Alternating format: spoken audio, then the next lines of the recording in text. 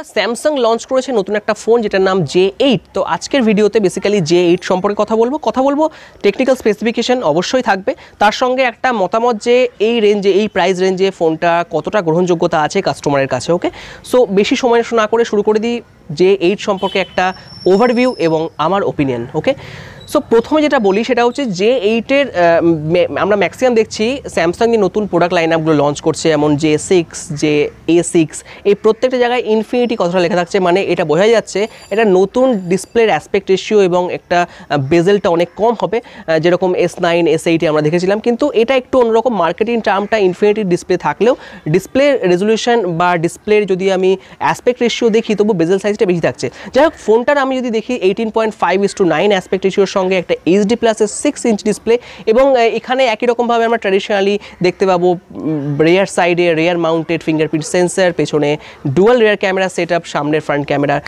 একটাই front camera set up থাকবে এবং মাইক্রো USB কানেক্টিভিটি থাকবে, এবং এখানে কিন্তু আমরা ফাস্ট চার্জিংয়ের সাপোর্ট পাবো না, মানে নর্মাল চার্জিং থাকবে, এবং ট্র্যাডিশনাল স্যামসাং যেরকম হেডফোন দেয় সেরকম হেডফোনই এখানে প্রোভাইড করবে। এবার যদি ফোনটার ক্যামেরা ডিপার্টমেন্টে আসি, ক্যামেরা ডিপার্টমেন্টে আমরা ফার্স্ট টাইম এই রেঞ্জে স্যামসাংয়ে দেখতে পারবো dual camera rare set up. এর আগেও দেখেছিলাম স্যামসাং J7 ডুওতে দেখেছিলাম, কিন্তু এখানকার ক্যামেরা কিন্তু অনেকটা ইমপ্রুভড হয়েছে। এখানে 16 মেগাপিক্সেল যেটা মেন ক্যামেরা রয়েছে, এবং তার সাথে রয়েছে 5 মেগাপিক্সেল আরেকটা ক্যামেরা যেটা ডেপথ অফ ফিল্ড নেমে অর্থাৎবোকে এফেক্টের জন্য কাজে লাগবে। এখানে 1.9 অ্যাপারচার থাকছে মেন ক্যামেরাতে। ফ্রন্ট ক্যামেরাতে অনেকটা ইমপ্রুভমেন্ট হচ্ছে, 16 মেগাপিক্সেল সেলফি ক্যামেরা যার সঙ্গে থাকছে 1.9 এর অ্যাপারচার থাকছে। দুটোই বুঝতে পারছেন যে অ্যাপারচার লেভেলটা অনেকটা কম থাকবে এখানে। এবার ক্যামেরা ডিপার্টমেন্টের সঙ্গে এবার যদি আসি এর পারফরমেন্স, কোয়ালকম স্ন্যাপড্রাগন 450 সিরিজের প্রসেসর ইউজ করা হচ্ছে, যার সঙ্গে জিপি ইউজ হচ্ছে 506 অ্যাড্রিনো জিপি ইউজ করা হচ্ছে।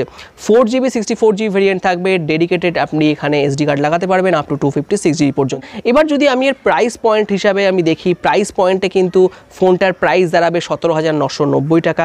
এবার ভেবে দেখতেই পারেন যে দুটো ফোনের মানে এই প্রাইস রেঞ্জে এই কনফিগারেশন। প্রথমত দেখা যায় যে এই ফোনের যে ক্যামেরা ডিপার্টমেন্ট নিয়ে কথা বলি, সবচেয়ে ভালো দিকটাই কথা বলি, ক্যামেরা ডিপার্টমেন্টের লোয়ার অ্যাপারচার থাকার জন্য কিন্তু আমি লো লাইটে ভালো ফটোগ্রাফি নিতে পারবো, এবং ফ্রন্ট ক্যামেরা 16 মেগাপিক্সেল যেখানে অ্যাপারচার লেভেল কম, সামনের ক্যামেরাতে low light photography, even normal photography কিন্তু ভালো আসবে এটাতে, কারণ অ্যাপারচার লেভেল এবং স্যামসাংয়ের সেন্সার কিন্তু কম্পারেটিভলি অন্যান্য কম্পিটিশন ব্র্যান্ড থেকে বেটার।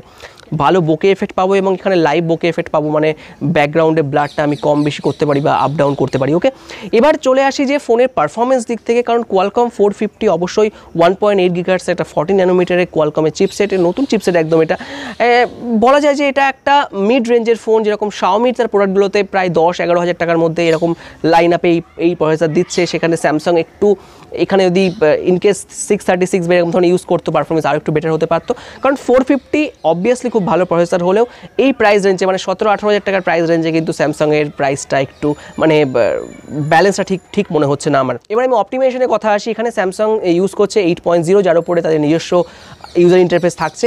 এখানেও একটা প্রবলেম, কারণ এখানে যে ব্লটওয়্যারগুলো থাকছে এবং স্যামসাং পে, মিনি ইত্যাদি প্লাস অনেকগুলো আনওয়ান্টেড অ্যাপ্লিকেশন স্যামসাং এখানে প্রোভাইড করছে ইউজারদের।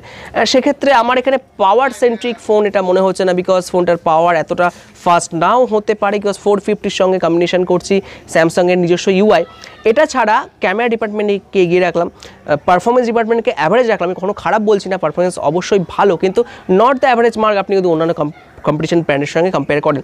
এবার চলে আসি ডিসপ্লে ক্ষেত্রে একটু হতাশ করবে আপনাকে, কারণ স্যামসাং এই রেঞ্জে HD+ ডিসপ্লে দিয়েছে, মানে বুঝতেই পারছেন এখানকার PPI 277 পর্যন্ত হবে, এবং এখানে স্ক্রিন টু বডি পার্সেন্টেজ 76-77% মতো, মানে এই প্রাইস রেঞ্জে যেহেতু ইনফিনিটি বলছে তবুও স্ক্রিন টু বডি পার্সেন্টেজ বেশি পাবেন না, একটু বেজেল আপনি দুদিকে মোটা দেখতে পাবেন, এটাই থাকছে। এছাড়া যেটা হচ্ছে ফোনের ওভারঅল ওয়েট কিন্তু অনেকটা বেশি, 191 গ্রাম ওয়েট, মানে বেশ ভারী মনে হবে আপনি ফোনটা হাতে নেবেন, এবং ফোনের থিকনেস যেটা আছে 8.2 মিলিমিটার, এটা অনেকটা বেশি বলে মনে হচ্ছে।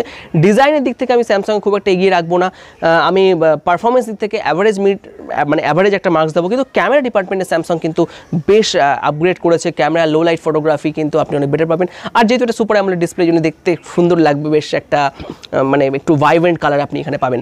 তো এটাই একটা অ্যাভারেজ ডিসকাশন। এবার আমার মতে যদি আপনি 17-18 হাজার টাকায় ফোন দেখেন, আমি কম্পিটিশন ব্র্যান্ড স্যামসাংয়ের সঙ্গে যদি স্যামসাংয়ের তুলনাও করি, A6 জাস্ট আপনি পাচ্ছেন একটা বডি, যেখানে একটা মেটাল বডি এখানে থাকছে, আপনার একটা প্লাস্টিক বডি, বাট প্লাস্টিক বা মেটাল হলেও এই সেগমেন্টের ফোনটা কিন্তু অনেকটা বেটার কম্পেয়ার টু J6Y বলে। কারণ J6 এবং J7 এর যে ডুও সিরিজগুলো আছে সেখানেও কিন্তু একই রকমভাবে ইউজ করা হচ্ছে এক্সিনোস, মানে প্রায় এক্সিনোস 7870 প্রায় দু থেকে আড়াই, প্রায় 3 বছর আগের একটা এসওসি।